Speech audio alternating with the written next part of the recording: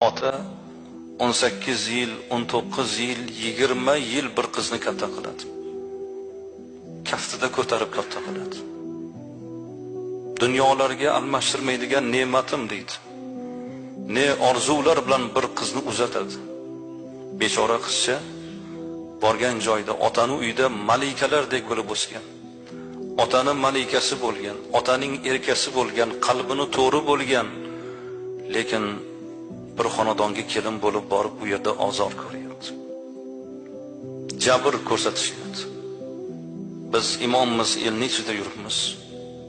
Yaqinda bir aka kelib, mana shu xonada meni oldimda yig'laganini ko'rsangiz.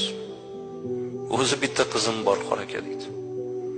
Meni gavharim, bu tilloyim, dunyodagi eng katta Allohning bergan ne'mati mana bu qizim.